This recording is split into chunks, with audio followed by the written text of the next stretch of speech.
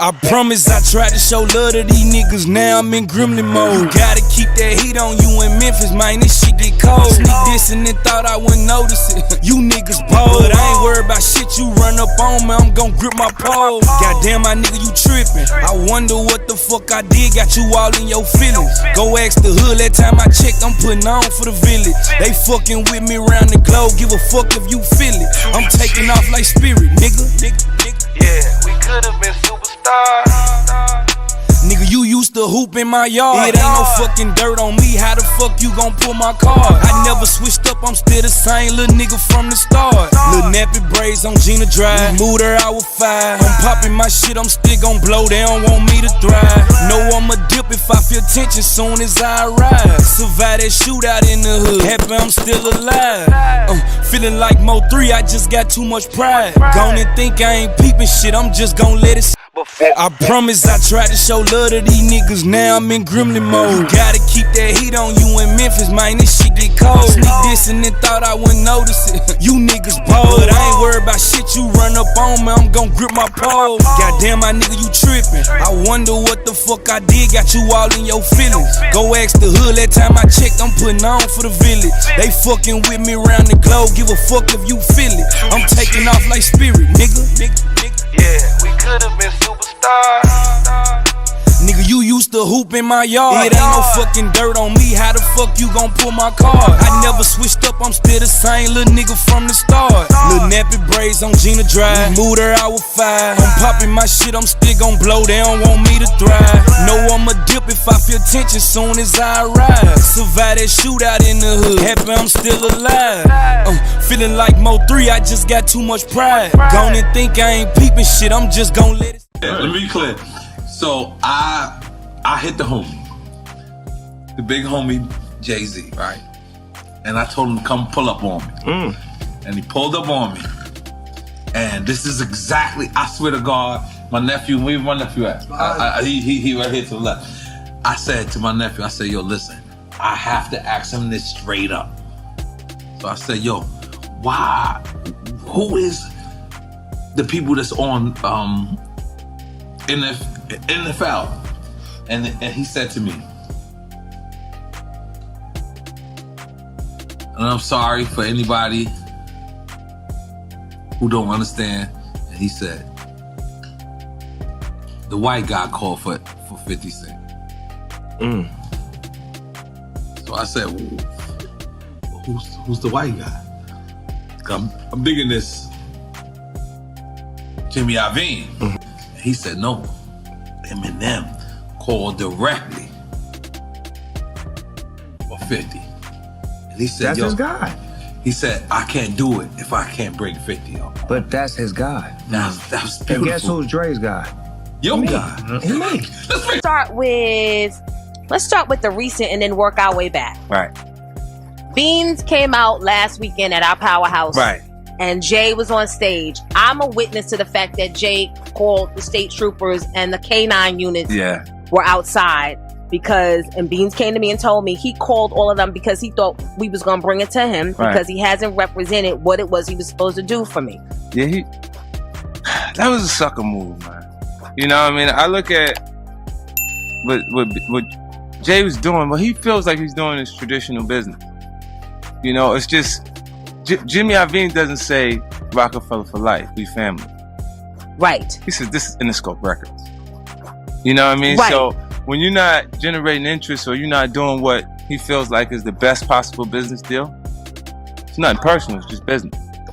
You see what I'm saying? Like, and when Jay decides to put Beans in the space, like, they got loyalty, they got the things that we come off the curve with. Right, you can't flip it. You can't go from you can't tell them that we family, like we people, I got you. And then when you get to a certain level in your career, then you want to separate. Everybody don't understand that. Yeah, it's just making a corporate transition. You see, he has he's Mr. Knowles. He got that pass. You see what I'm saying? Pretty much, it's like now you know that this. Initially, Oprah would tell Beyonce not to mention him. Right. In your interview. Right. And then it changed to, you know what? They're married, things are smoothed out. You rock the Urkel glasses for 6 months. The glasses equates to intelligence, non-confrontational vibe. It makes you No, safe. it's true. We laugh, but it's true. You know? Do you believe do you believe he's down with some sort of secret society? Well, I believe he's in now, like with a different crowd. So he can't even write the same music that would impact. He can't write Crime Wave. He got to make an excuse to write the aggressive content that we know him for. Like, so when he does American Gangster, he got to say it's because I saw the film and I was motivated and I wrote it in 3 days.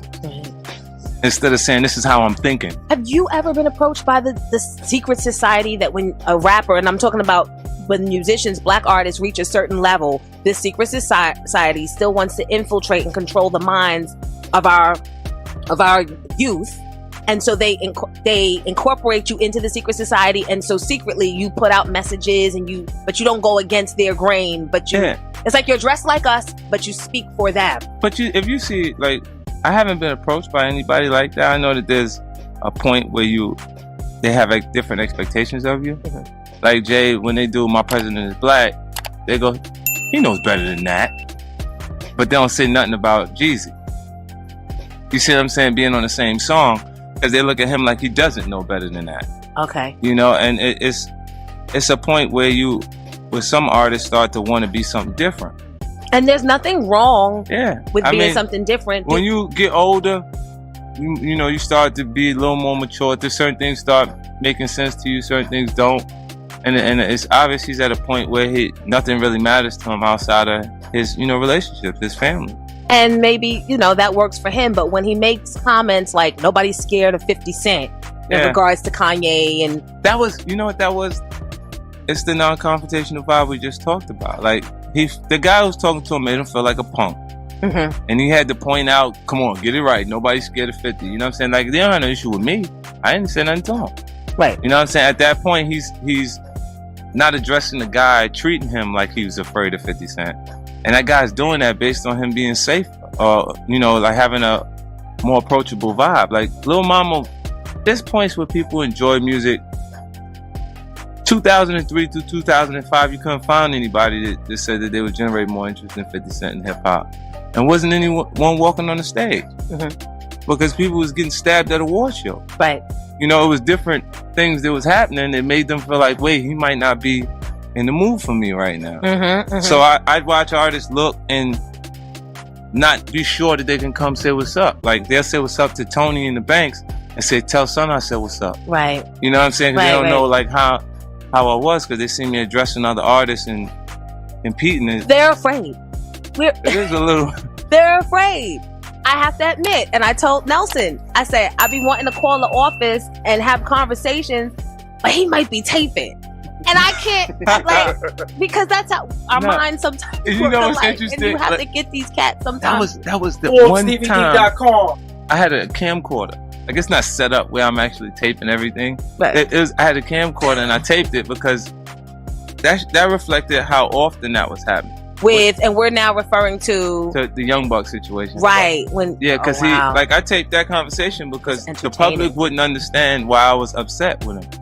They would feel like, oh, 50's just mad again. Because they see me attack so often. Right. They feel like I was just, he's choosing this, he's attacking his own people. He's going crazy. Right. And so 50 had the audio of Young Buck actually, you know. Crying on the tape. And so we got to see. Yeah, but he do these things. He says things publicly and then come back and cry and apologize. Like, and at the time that we going through that, I'm $250,000 into his personal. Like, I paid his taxes twice. So, you know, like when you got someone who's impulsive and then you add addiction to it, you get a person that's out of control. Right. And we understand. And then, like can't hold them completely. In Beans' case, they didn't even give them the money. Like, when he was coming out of jail, he did a year and a day.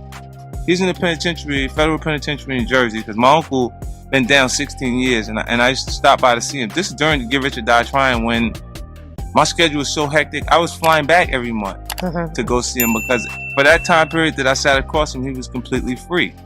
Like, I can't get him out of the pens right now, but I can take his mind out of there.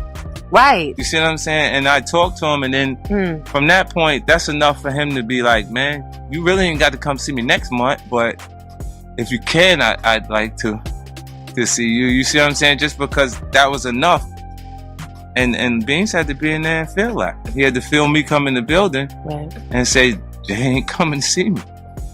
You know, so like his frustration at some points, like when they point out the businesses that he had, like the sneaker deal and the different deals. Yeah, he said Beans was driving 2 Bentleys and his mom was still living in the sticks. And yeah, like when you point these things out, they're not factoring in that he was the best option out of the actual crew. Right. Like Beans was the better artist, the stronger artist. That's why when he did the Year in the Day, I was like, yo, as soon as he come home, I'd bring that project over here.